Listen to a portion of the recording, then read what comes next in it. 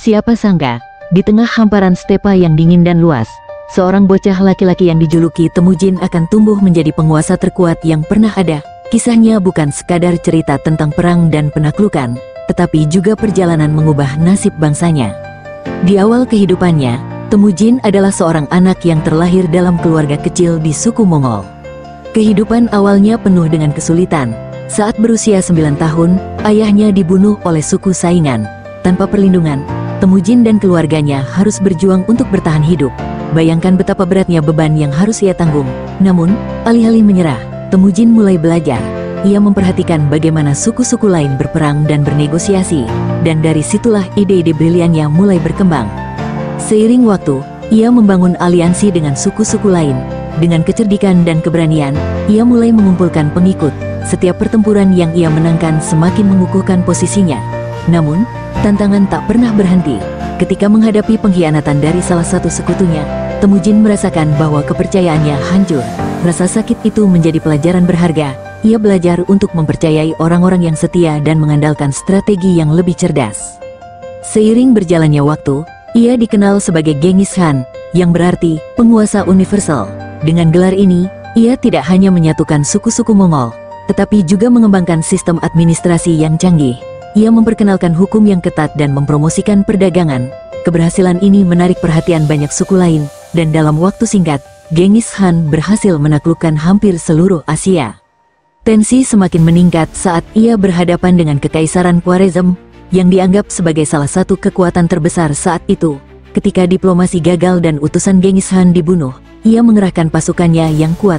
Pertempuran demi pertempuran terjadi, dan setiap kali ia tampil dengan strategi baru yang mengejutkan lawan-lawannya. Rasa takut menyelimuti musuh-musuhnya, dan semua itu membawanya menuju kemenangan demi kemenangan. Namun, ada momen kritis ketika Genghis Khan harus berhadapan dengan musuh yang tak terduga, cuaca. Dalam perjalanan menuju Eropa, ia dan pasukannya terjebak dalam badai salju. Banyak yang meragukan kemampuannya. Akankah ia bisa mengatasi tantangan ini? Dengan keberanian dan ketekunan, ia memimpin. Di tengah hamparan stepa Mongolia yang tak berujung, seorang anak laki-laki bernama Temujin akan mengubah dunia selamanya. Siapa sangka, seorang bocah pengembara ini kelak akan menjadi Genghis Khan, penguasa terkuat sepanjang sejarah. Di akhir abad ke-12, Mongolia adalah negeri yang dipenuhi oleh suku-suku nomaden, masing-masing dengan kebiasaan dan kekuasaan sendiri. Suatu ketika, di dalam salah satu suku tersebut, lahirlah seorang anak yang kelak akan menciptakan kekaisaran terbesar yang pernah ada. Temujin, itulah namanya. Sejak kecil, hidupnya tak pernah lepas dari kesulitan. Ayahnya, Yesugei, adalah kepala suku yang terhormat.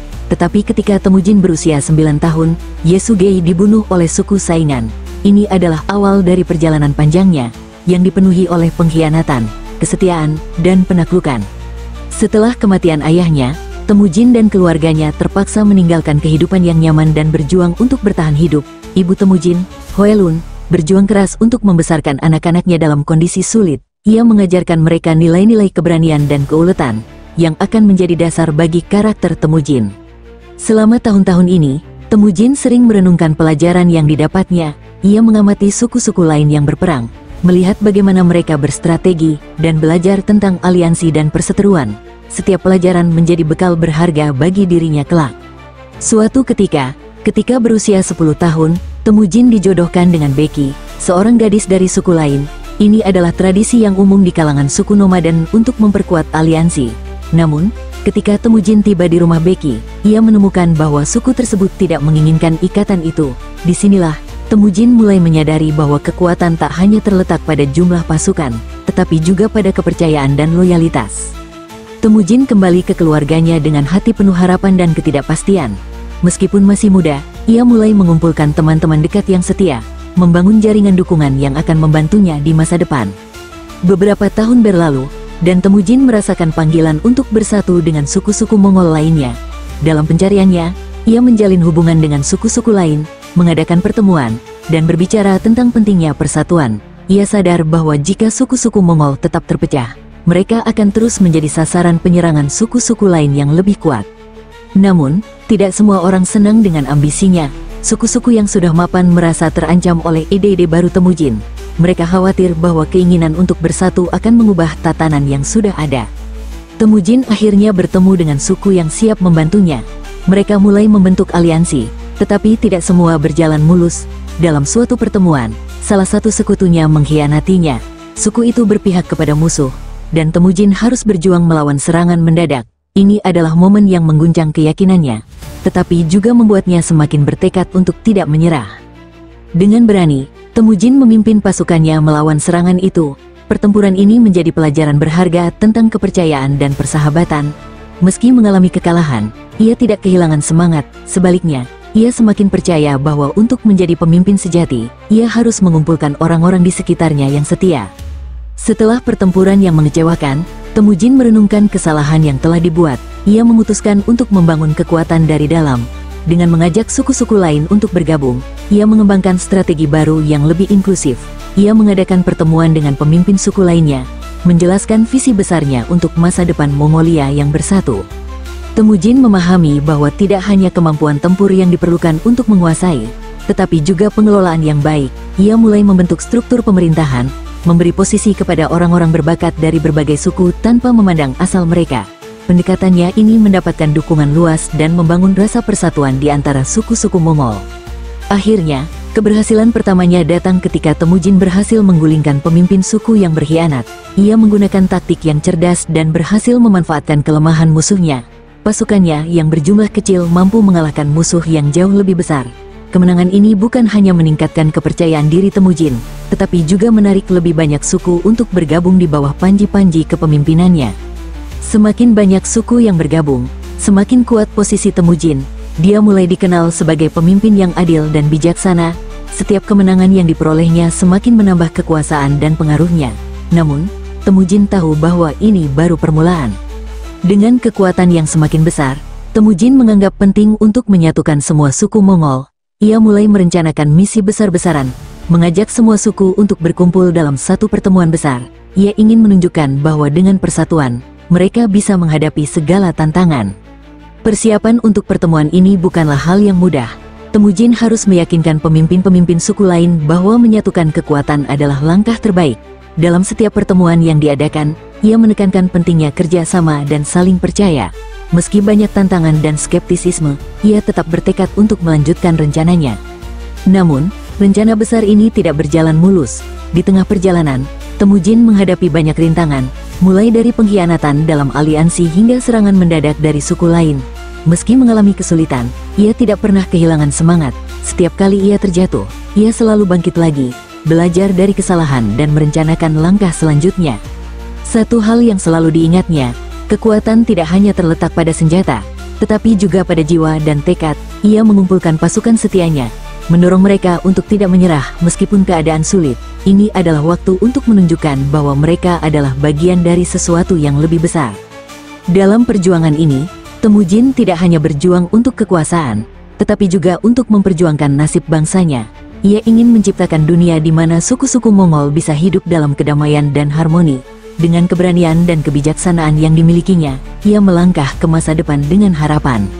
Setelah pertemuan besar yang diimpikannya, Temujin akhirnya berhasil mengumpulkan pemimpin dari berbagai suku. Dalam sebuah upacara yang megah, mereka mengangkatnya menjadi Genghis Khan, pemimpin universal.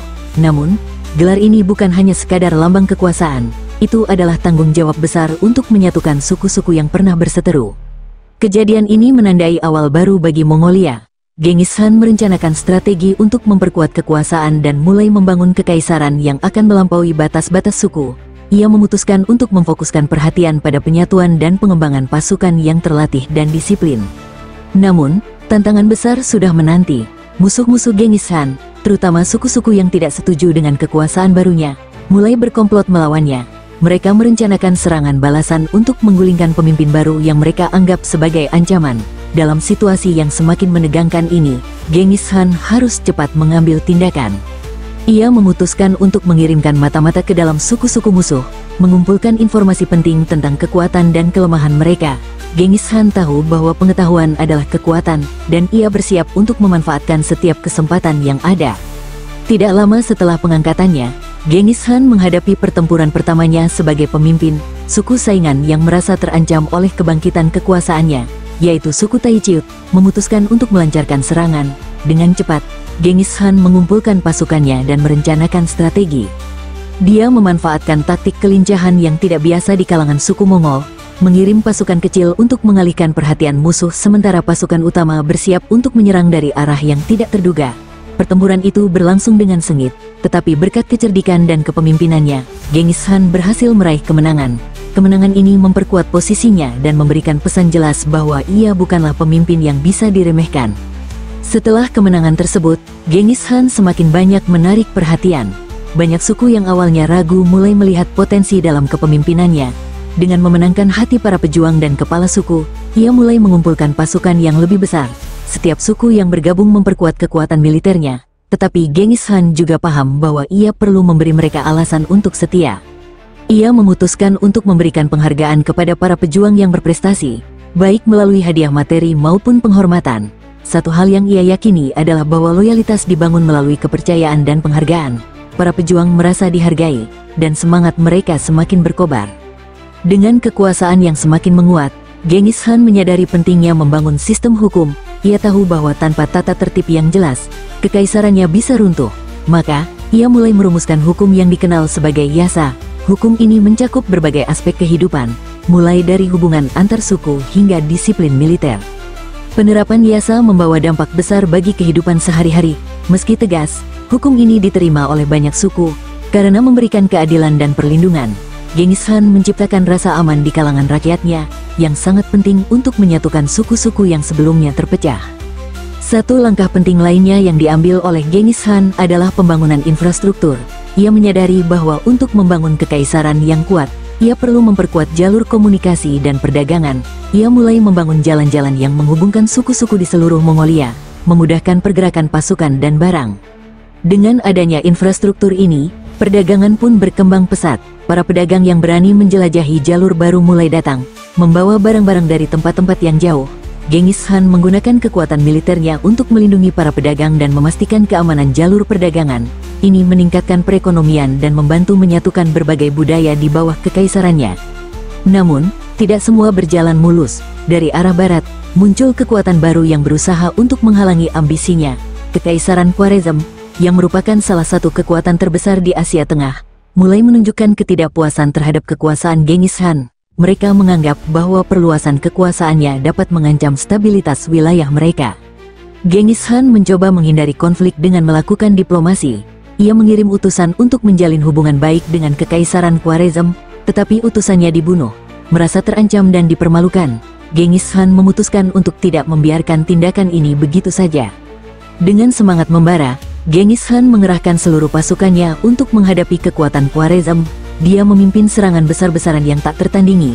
Dengan taktik yang sangat cerdik, Genghis Khan membagi pasukannya menjadi beberapa kelompok kecil dan menyerang dari berbagai arah. Pertempuran demi pertempuran berlangsung dengan sengit. Genghis Khan menunjukkan kepemimpinannya yang luar biasa, berjuang di garis depan dan memberikan contoh bagi pasukannya. Tak lama setelah serangan dimulai, pasukan Khwarezm pun terdesak, dan banyak kota-kota mereka jatuh ke tangan Genghis Khan. Namun, di tengah keberhasilan ini, ada satu momen yang mengubah segalanya. Dalam sebuah pertempuran, Genghis Khan terpisah dari pasukannya. Ia dikelilingi oleh beberapa prajurit Khwarezm dan terpaksa berjuang sendirian. Ketegangan memuncak, dan seolah-olah segala yang telah dibangunnya akan runtuh dalam sekejap.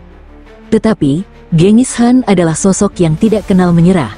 Dengan kecerdikan dan keterampilan bertarungnya, ia berhasil mengalahkan para prajurit yang mengejarnya. Namun, pengalaman ini menyadarkannya bahwa kekuasaan yang dibangunnya harus dilindungi dengan lebih baik. Ia pun mengubah strategi dan mulai melatih pasukannya dengan lebih intensif. Seiring dengan semakin banyaknya kemenangan, Genghis Khan tidak hanya membangun kekuasaan militer, tetapi juga memperkuat posisinya sebagai pemimpin yang dihormati. Ia menunjukkan bahwa keberanian dan kebijaksanaan adalah kunci untuk membangun sebuah kekaisaran. Namun, tantangan yang lebih besar masih menunggu di depan. Genghis Khan tahu bahwa pertempuran ini hanyalah awal dari perjalanan yang lebih panjang. Dalam pikirannya, ia membayangkan sebuah dunia yang bersatu di bawah panji-panji Mongol, dan ia bertekad untuk membuatnya menjadi kenyataan. Setelah pertempuran melawan Kekaisaran Khwarezm, Genghis Khan semakin dikenal sebagai pemimpin yang tangguh. Setiap kemenangan yang diraihnya bukan hanya memperkuat kekuasaan militer, tetapi juga membangun reputasinya sebagai pemimpin yang adil dan bijaksana. Namun, dengan kekuasaan yang semakin besar, tantangan baru juga semakin mendekat. Dari setiap wilayah yang ditaklukkan, ia menarik pelajaran dan membangun hubungan yang strategis. Setiap suku yang dibawanya di bawah satu panji mengandalkan kekuatannya. Hal ini menjadi titik tolak bagi banyak suku untuk bersatu demi masa depan yang lebih baik. Genghis Khan menyadari bahwa untuk memperkuat kekaisarannya, dia perlu menjalin aliansi dengan kekuatan-kekuatan lain di luar Mongolia. Dia mulai merencanakan perjalanan ke barat, mengincar kekuatan-kekuatan di Persia dan Eropa. Diplomasi dan pernikahan politik menjadi alatnya. Dengan mengikatkan diri kepada keluarga-keluarga bangsawan, ia berharap dapat memperluas pengaruhnya tanpa harus selalu bergantung pada perang. Satu contoh adalah ketika ia menjalin hubungan dengan para pemimpin dari suku-suku yang terletak di sepanjang jalur sutra. Mereka menyadari bahwa bekerja sama dengan Genghis Khan berarti mendapatkan perlindungan dan keamanan. Seiring dengan itu, hubungan perdagangan semakin berkembang, dan kekayaan mulai mengalir ke dalam kekaisaran. Dengan pertumbuhan kekuasaan, Genghis Khan juga memperkuat strategi militernya. Ia mulai mengadaptasi taktik baru dari berbagai budaya yang ia temui. Dalam pertempuran melawan musuh-musuhnya, ia menggunakan formasi pasukan yang fleksibel dan kecepatan serangan yang mengesankan. Ini menjadi ciri khas pasukannya, yang dikenal dengan mobilitas tinggi dan kemampuan untuk menyerang dengan tiba-tiba.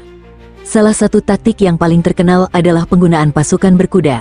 Genghis Khan melatih pasukannya untuk menjadi penunggang kuda yang mahir, mampu menembakkan anak panah dengan akurat bahkan saat berkuda.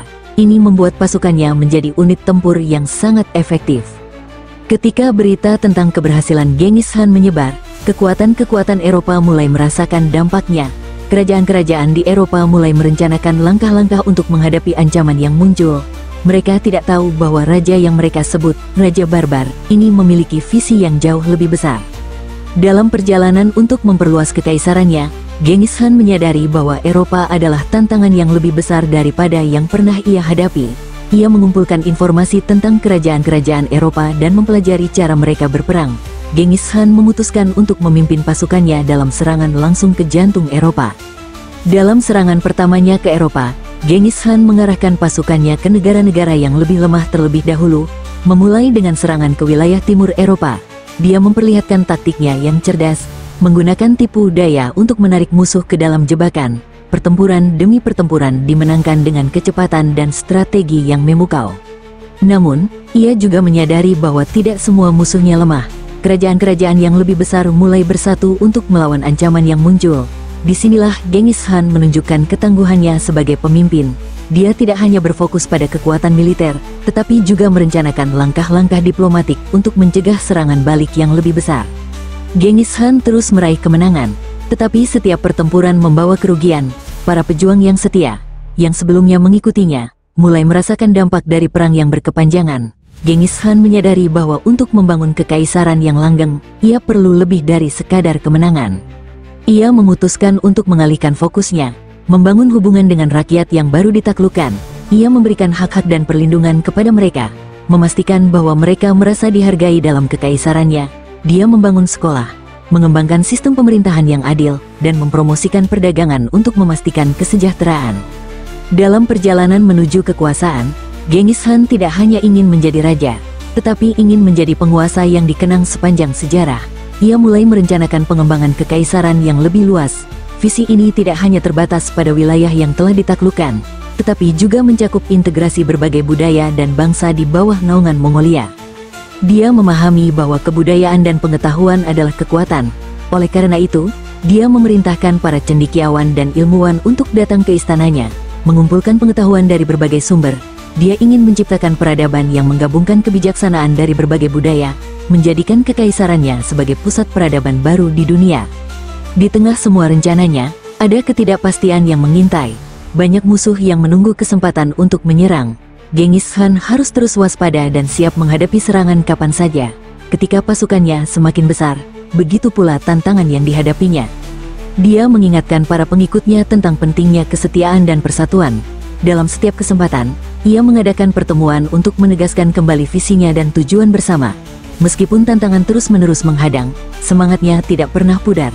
Dia menjadi simbol harapan bagi rakyatnya. Di tengah perjuangannya, Genghis Khan menunjukkan bahwa keberanian dan kebijaksanaan adalah dua sisi mata uang yang sama. Dia telah menjadi pemimpin yang tidak hanya menaklukkan, tetapi juga membangun. Namun, Perjalanan ini baru akan memasuki fase berikutnya, di mana tantangan terbesar dan kesempatan terhebat menanti di depan. Genghis Khan semakin dekat untuk mengukir namanya dalam sejarah sebagai salah satu pemimpin terbesar yang pernah ada.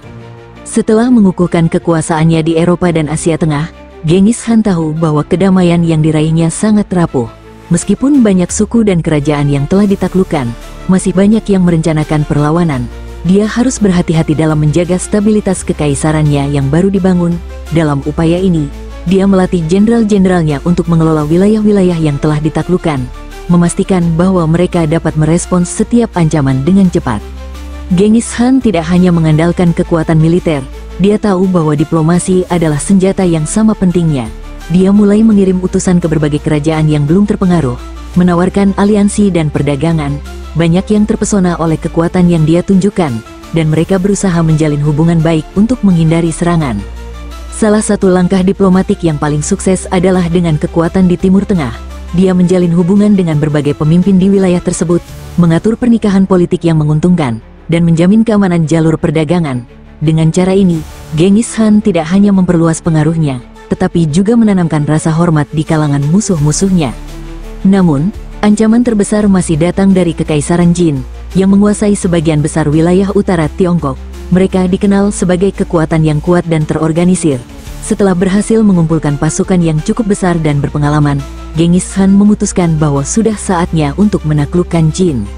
Genghis Khan memimpin langsung pasukannya menuju perbatasan.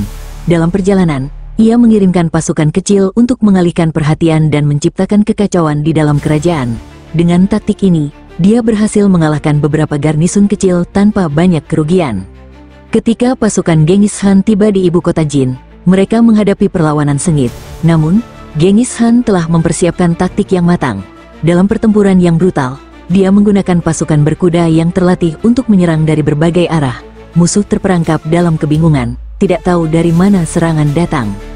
Dalam salah satu pertempuran paling terkenal, Genghis Khan memerintahkan serangan malam, memanfaatkan kegelapan untuk mengejutkan musuh. Dengan keberanian dan kecerdikan, pasukannya berhasil menembus pertahanan dan merebut kota-kota strategis satu persatu. Namun, meski berhasil dalam banyak pertempuran, Genghis Khan juga menghadapi kejutan yang tak terduga. Setelah merebut beberapa kota, ia menemukan bahwa pasukannya mulai kelelahan, dan pasokan makanan menjadi semakin menipis. Dalam situasi sulit ini, Genghis Khan memutuskan untuk beralih strategi. Ia memerintahkan pasukannya untuk melakukan pendekatan lebih strategis.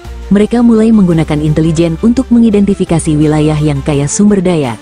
Dengan informasi ini, mereka tidak hanya merebut kota-kota, tetapi juga memotong jalur suplai musuh. Kebijaksanaan ini membantu pasukannya tetap memiliki keunggulan dalam pertempuran yang sedang berlangsung. Di tengah perang yang berkepanjangan, Genghis Khan harus menghadapi tantangan baru, ketegangan di dalam pasukannya. Beberapa jenderalnya mulai meragukan kepemimpinannya dan strategi yang diambilnya. Mereka merasa bahwa waktu untuk menyerang secara langsung sudah lewat, dan mereka mendesaknya untuk memperhitungkan risiko lebih lanjut. Namun, Genghis Khan, dengan ketenangan dan kepercayaan diri, berhasil mengubah keraguan menjadi kepercayaan. Dalam sebuah pertemuan, dia berbicara kepada pasukannya dengan semangat yang membara, mengingatkan mereka akan tujuan bersama dan visi yang lebih besar. Ia menekankan bahwa setiap tantangan adalah kesempatan untuk belajar dan tumbuh lebih kuat. Selama masa-masa sulit ini, Genghis Khan juga memanfaatkan waktu untuk membangun hubungan dengan rakyat yang baru ditaklukkan. Dia memperkenalkan kebijakan-kebijakan yang adil dan memberikan insentif bagi mereka yang mendukung pemerintahannya. Dengan cara ini, dia tidak hanya mendapatkan dukungan rakyat, tetapi juga menginspirasi semangat juang di kalangan pasukannya. Rakyat mulai melihat Genghis Khan bukan hanya sebagai penakluk, tetapi sebagai pemimpin yang peduli. Hal ini menciptakan loyalitas yang dalam, dan banyak yang bersedia berjuang demi kekaisarannya. Keberanian dan kebijaksanaan yang ditunjukkan membuatnya semakin dihormati. Setelah mengumpulkan kembali kekuatan dan mendapatkan dukungan dari rakyat, Genghis Khan memutuskan untuk melancarkan serangan terakhir ke Kekaisaran Jin. Dia tahu bahwa kemenangan di sini akan membuktikan posisinya sebagai penguasa yang tidak tertandingi. Pertempuran terakhir itu berlangsung sangat sengit. Pasukan Jin berjuang habis-habisan, tetapi Genghis Khan menggunakan semua taktik yang telah dia pelajari dan adaptasi dari berbagai budaya.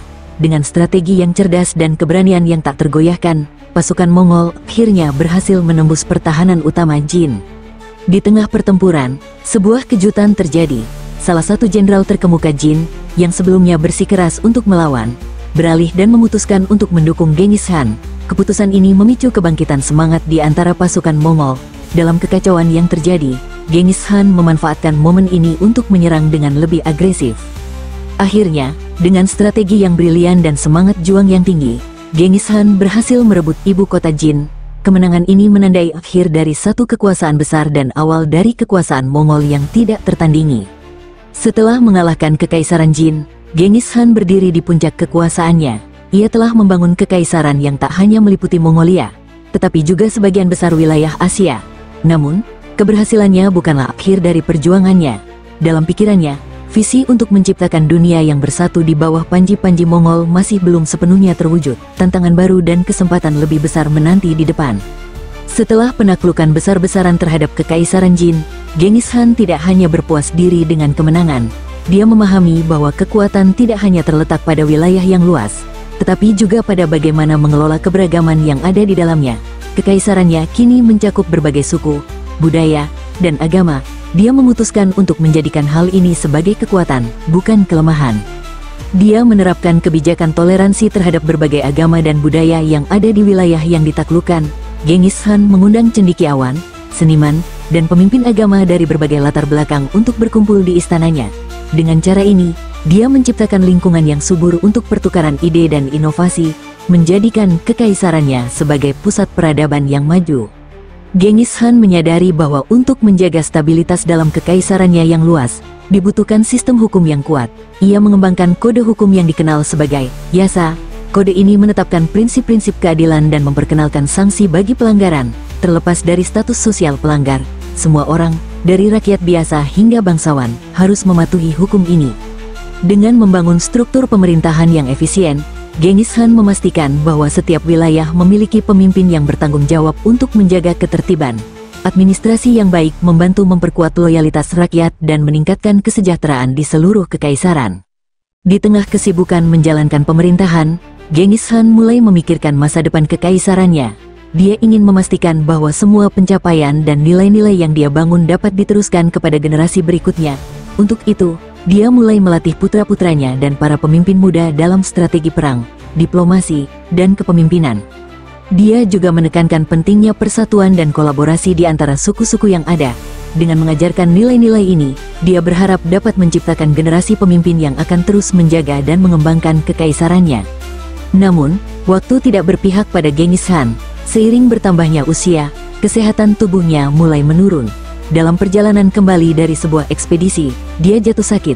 Saat berbaring di tempat tidur, dia merenungkan semua yang telah dia capai dan tantangan yang masih harus dihadapi oleh kekaisarannya. Dia memberi pesan terakhir kepada para pengikutnya, menegaskan bahwa kekuatan sejati bukanlah tentang menaklukkan musuh, tetapi tentang membangun masyarakat yang sejahtera dan bersatu. Dia ingin agar namanya dikenang sebagai pemimpin yang adil dan bijaksana, bukan hanya sebagai penakluk. Setelah kepergiannya, kekaisaran yang ia bangun terus berkembang. Para penerusnya mengambil inspirasi dari prinsip-prinsip yang telah ditetapkannya. Meskipun kekaisarannya akan mengalami berbagai tantangan, warisan Genghis Khan tetap hidup dalam budaya, tradisi, dan struktur pemerintahan yang dia tinggalkan. Nama Genghis Khan akan selalu dikenang sebagai simbol keberanian, kebijaksanaan, dan visi besar. Perjuangannya untuk menyatukan suku-suku Mongol dan menciptakan kekaisaran yang beragam dan kuat menjadi inspirasi bagi banyak generasi setelahnya. Namun, apa yang mungkin tidak banyak diketahui orang adalah bahwa meskipun Genghis Khan dikenal sebagai penakluk yang menakutkan, dia juga seorang penggagas inovasi yang luar biasa. Di bawah kepemimpinannya, sistem pos dan komunikasi yang dikenal sebagai YAM diperkenalkan, yang memungkinkan informasi untuk disebarluaskan dengan cepat di seluruh kekaisaran. Hal ini menjadi dasar bagi pengembangan jalur perdagangan yang lebih aman dan efisien, yang akan menghubungkan timur dan barat selama berabad-abad ke depan. Genghis Khan adalah lebih dari sekadar seorang pejuang. Ia adalah seorang visioner yang menyatukan dunia yang terpecah belah. Dengan keberanian dan kebijaksanaan, dia tidak hanya menciptakan kekaisaran yang luas, tetapi juga meninggalkan warisan yang akan terus menginspirasi orang-orang sepanjang sejarah. Kisahnya mengingatkan kita bahwa kekuatan sejati tidak hanya terletak pada kemampuan untuk menaklukkan, tetapi juga pada kemampuan untuk menyatukan dan membangun.